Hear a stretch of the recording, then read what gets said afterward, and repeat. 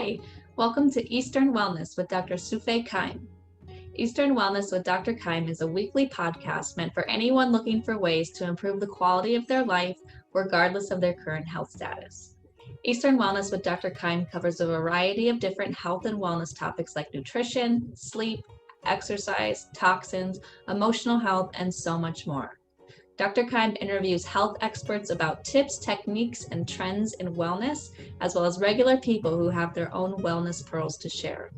For more health and wellness tips and resources, visit Dr. Sufei Kime's YouTube channel, and that's Dr. Sufei Kime, Sufeikime. Thanks for listening. On today's episode, I sit down and talk with Kylie Wilson.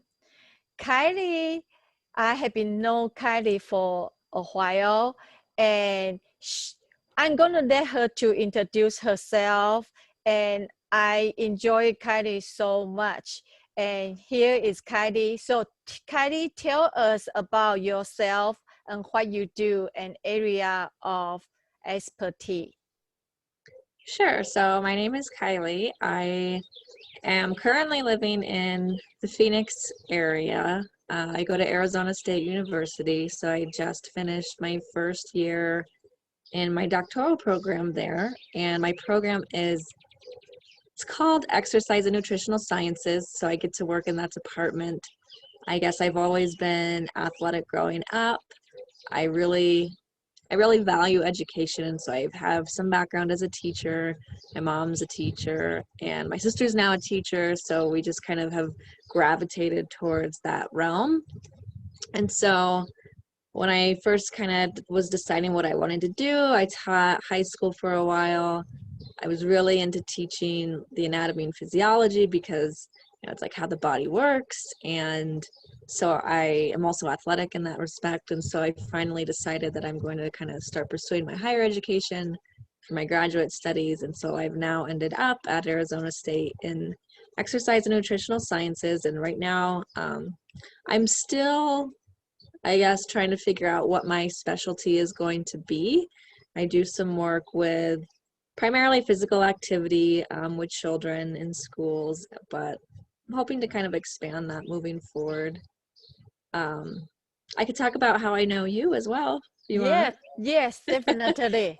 Sure. So at one point in time, I was living in Cedar Falls, Iowa, and I had gotten really sick from what I guess was complications from the flu. I never really knew what. It was kind of one of those situations where everybody that I kind of associated with had the flu. It was it was the time for the flu, and I also, got it. I had the same symptoms. However, I just never got better, and so it was kind of like, I got sick in September, and then it was like October, and I still wasn't really feeling good, and I thought, well, maybe it's just still the flu because I don't usually get sick that often. And then, it was like November, and I still wasn't feeling very well, and it was actually getting worse. I couldn't eat.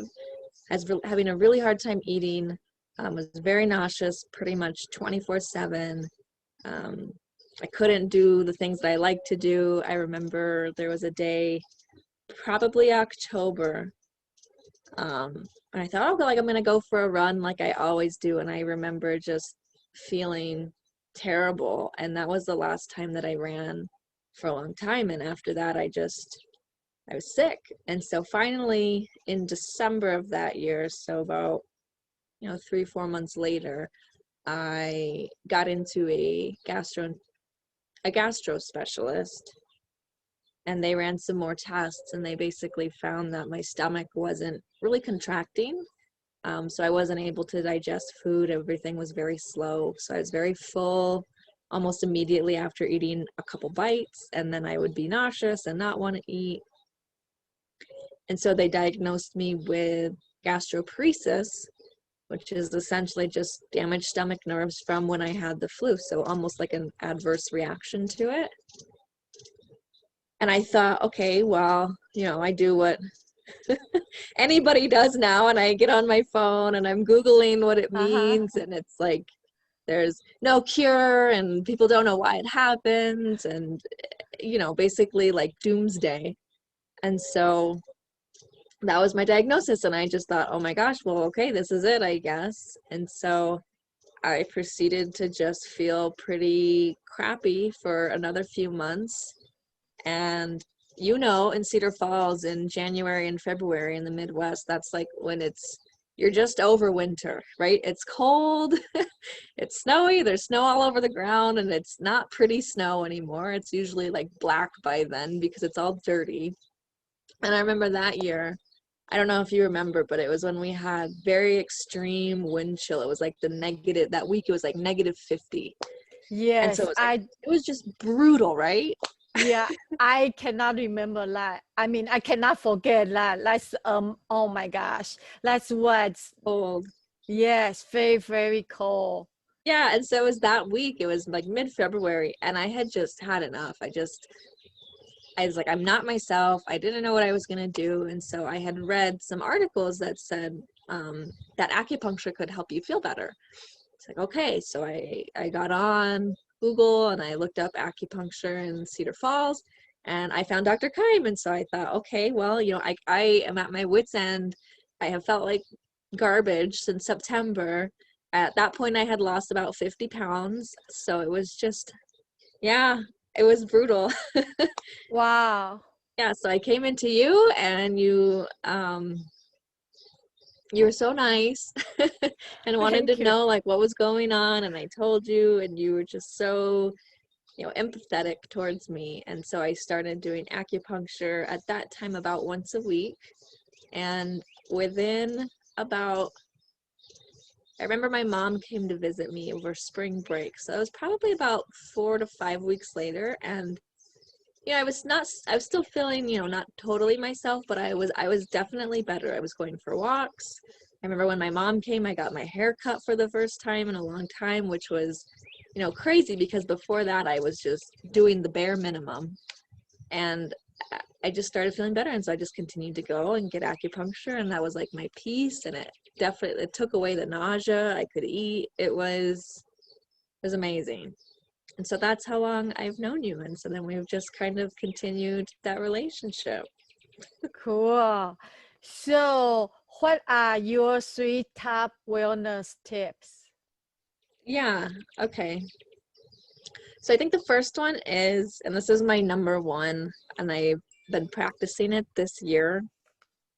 I have a new friend who is really big on, you know, saying no to things that I guess don't make her a better person, or just don't really, it's not a good use of her time.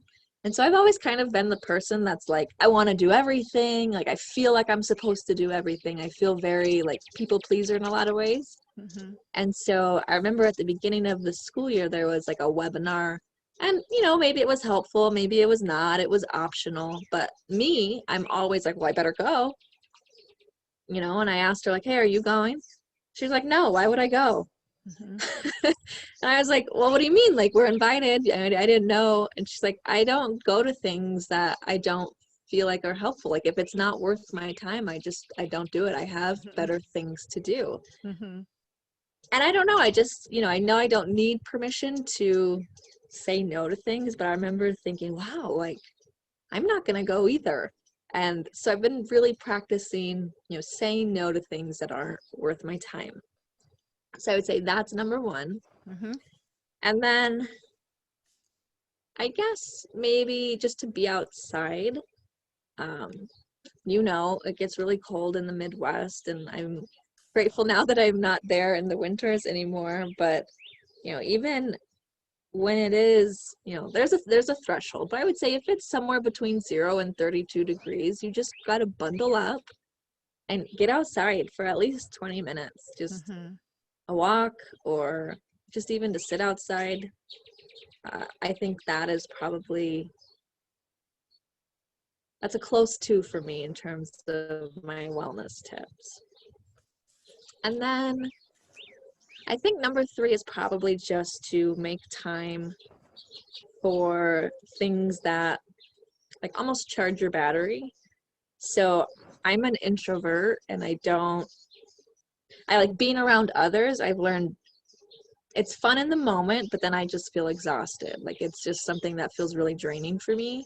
And so for me, charging my battery is more like riding my bike or being outside and walking my dog. Those are things that really I have found really almost like energize me. And so I think if you can find whatever it is that charges your batteries is to do that more. Awesome. So, what is your favorite success story?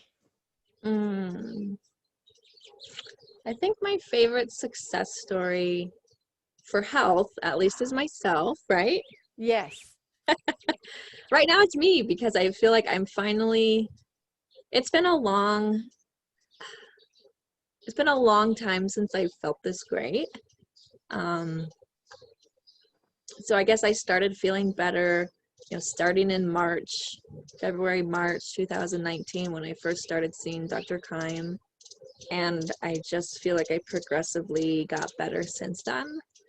And so even though it's been, almost, I guess, maybe 2.5 years, it took me a long time to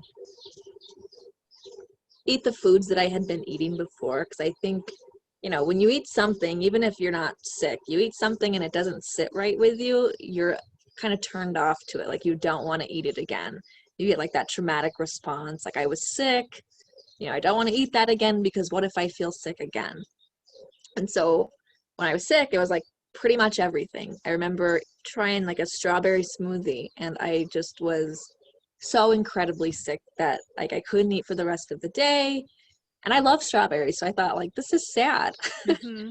But then, earlier this year, I was like, well, maybe I'll try a strawberry smoothie, and I'll just have like half a cup of strawberries in there. And I don't have to eat a lot. I'll just a little and see how it goes. And I was fine. So Mm-hmm. I think, I've had a lot of struggle overcoming those fears of foods that made me sick before. And just knowing like I'm in a different place now and just take it slow, try a couple bites. You don't have to overindulge on anything. Just, have a bite or two and see how it goes. And so I've really been working on that part of it. And so like I can eat salads now. I've had avocados and raw vegetables and things that I wouldn't have been able to have before. And then just really working on putting weight back on because I am athletic. I like to do things outside, and being underweight and exercising, I would say quite a bit is not healthy in any regard. And so I feel like I'm finally at a place where I can really get back into doing the distances and the times that I enjoy exercising. So I'm going to say that I'm my success story. Awesome. Yeah, because that's awesome because it's a lot of people are overweight and you you are opposite, but I understand that if you are underweight is a struggle as well too, especially you exercise so much. Yeah. So I am going to ask you a series of questions and I want you just to say the first answer it come to your mind, okay? But and you can explain a little bit too. So, what's the best health and wellness advice you have ever gotten? I think I'm gonna go back to kind of what I said earlier. I'm sitting outside and there's a hummingbird. Mm-hmm. Yeah, I can Um, hear yeah, the bird. it's so nice to be outside. Yes. So I would say that I'm gonna go back to that I don't have to do things that aren't worth my time. I guess you can say no. And I've watched this a lot with my sister and just kind of who I don't know where we get it from because both of my parents kind of have good boundaries. So I don't know how we kind of both came to be this way, but we're both people pleasers and you want to say yes, you want people to like you. You want, yeah, I can do that, no problem. I'll be there, whatever. And I think just really both of us have been probably the last year really found out like that is something that's it's not worth my time, or I'm not enjoying doing it. I don't owe these people anything. I don't have to say yes. um, I'm going to be miserable if I say yes, or whatever the situation is. And so just really learning like I don't have to, and that's okay. And the people who are going to be upset that you have set a boundary, or you say, you know, no, I can't do that today, or no, I'm not going to be able to do that. You know, if they're upset with you in that respect, then maybe you have to reevaluate your relationship with those people, because, you know, you deserve to have your own boundaries as well. And so I think that's probably that's number one for sure, is just being able to set boundaries. And it's okay if people don't like you. I think that's something that's hard for people to come to, but you're happier when you say no to things that really just drain you. Yeah, because we just cannot make everybody happy. I think that's the way it is, right? Yeah, and it's just, I think it's a hard thing to get to, you know, I'm not great at it yet, but I'm starting to realize, you know, when I'm in a situation and yes has come out of my mouth before I even know what I'm saying. But now I feel like, okay, let me pause and think about this for a second before I say yes. So, you know, it's not perfect, but I'm getting better at it. Yeah, awesome. So what inner dragons have you had to slay on your path to health and wellness? I think probably fear. I think fear can be so crippling, and I'm the kind of person where, you know, I have a very good memory and things are always very vivid for me. So if I had a bad experience one time with anything, if it's food or a situation or, you know, whatever, then I remember that. And so I have a hard time then accepting that the new situation, you know, it's not going to be the same as last time.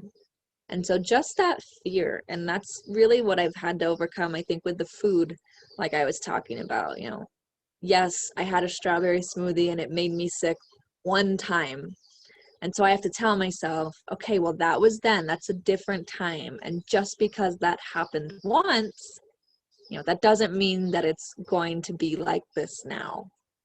And I think that's the same way for, you know, like sometimes you find yourself in situations where, you know, things going on around you remind you of a different time that maybe didn't end so well. And just to kind of step back and think, okay, it's okay. This is not then. Don't worry. See how this goes. You know, this is not last time. And you're in a different place than you were then. And so really just overcoming that fear and even accepting it in some ways. You know, at one point I would think, you know, like I'm a big, I don't like being sick, I guess. I don't like not feeling good. And just to accept, you know, if I do drink this strawberry smoothie and I do feel sick, that's okay. Like, it's okay. You don't have to be scared of it. What's the worst that's going to happen? You know, just accept the fear. And that's been really hard for me. So I'm still working on it, but I'm getting much better. Awesome. Who is your health and wellness girl, guy, crush? I don't know if I'm going to say crush, because I think that would be a little weird, but I'm probably going to say, well, I'm kind of between two here, so let me think. I don't know, maybe my mom, just because I feel like she's always been very good at being conscious about what she's eating and what she's exercising. And she probably wouldn't say that to you, but, you know, watching her, I know that she is, because she'll say like, oh, like I feel really indulgent right now, you know, I'm gonna, you know, try to eat healthy. And, you know, it's about moderation, but just watching her growing up having that that acknowledgement that, you know, there has to be a balance. Like, it's okay to be indulgent sometimes, but then, you know, that has to be balanced with being kind of conscious about what you're eating, because, you know, you don't really want to go 100% in one way or the other. So being really balanced in terms of what you're eating, in terms of how you're exercising. So I know, like, if it's a great day and it's sunny and it's nice out, she'll be out walking. And if it's windy or kind of crappy, or maybe she just had a bad day and isn't really feeling it, she's okay with that too. Whereas I might be like, oh my gosh, like, I have to go out, even if it's windy, even if it's cold. But she's real, just does what she can in balance. So it's, I think watching her, especially as she gets older and she doesn't have the patience that she used to have, like, you know, if it's windy outside, she's not going to do it, and that's okay, you know.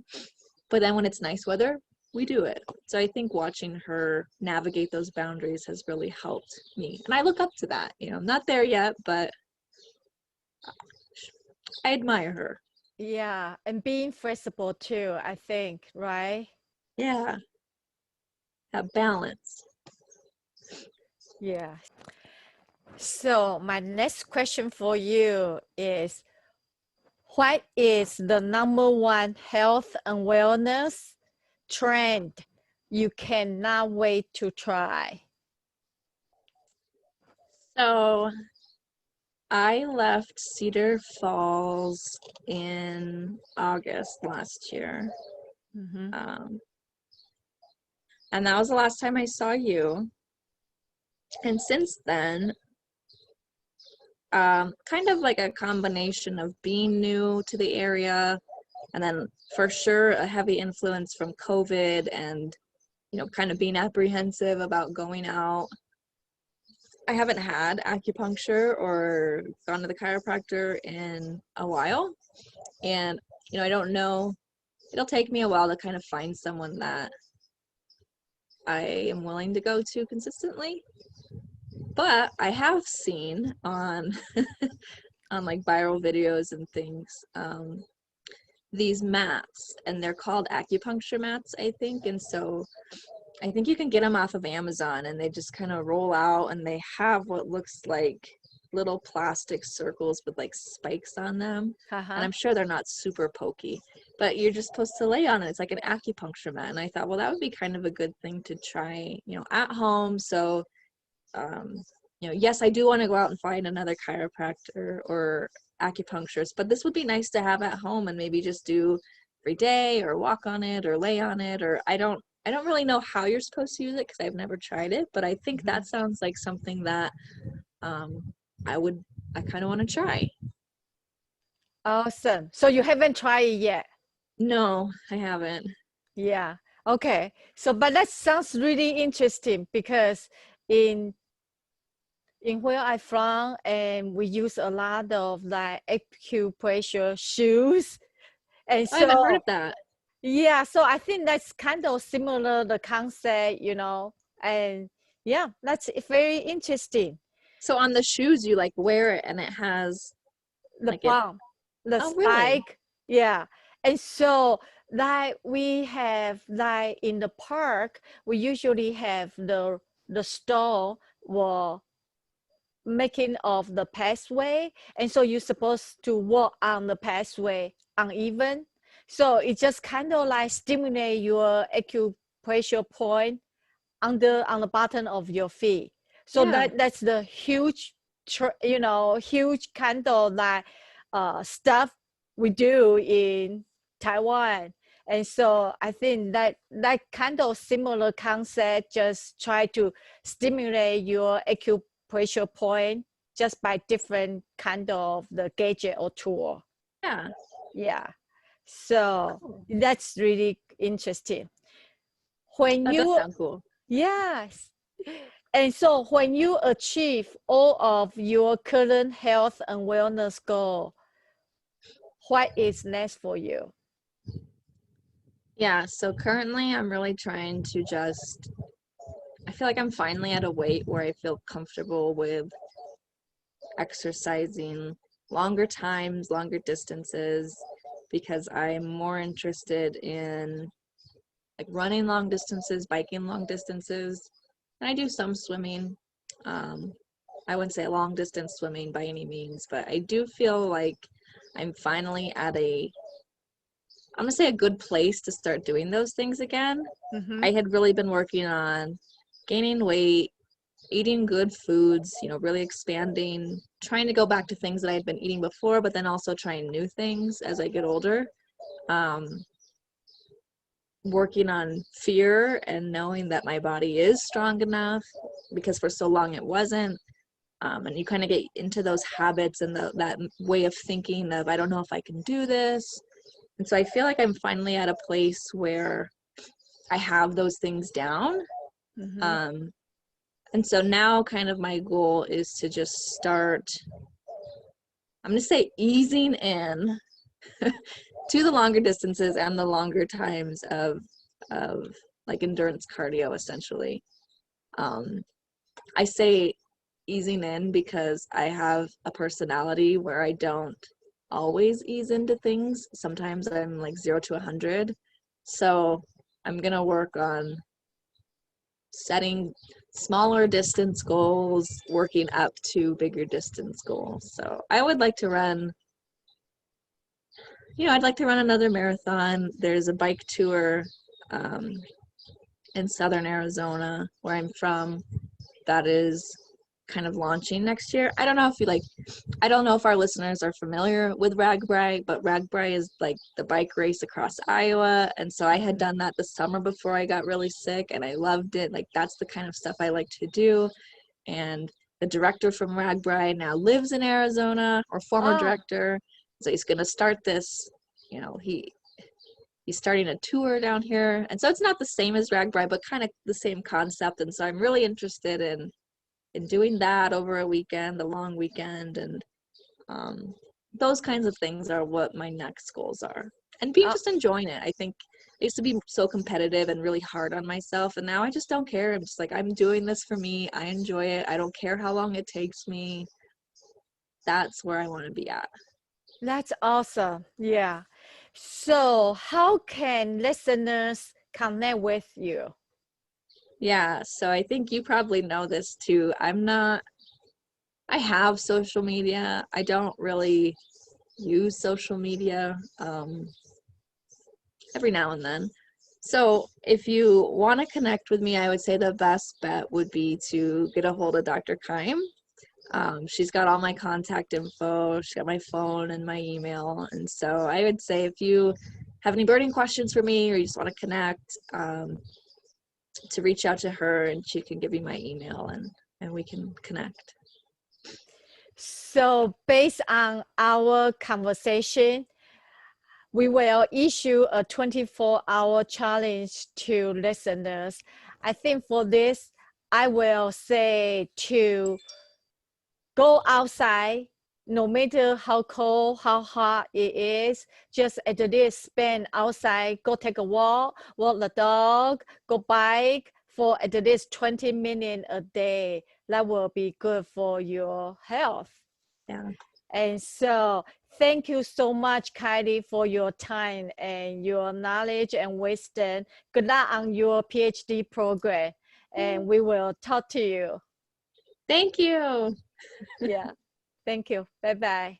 Bye.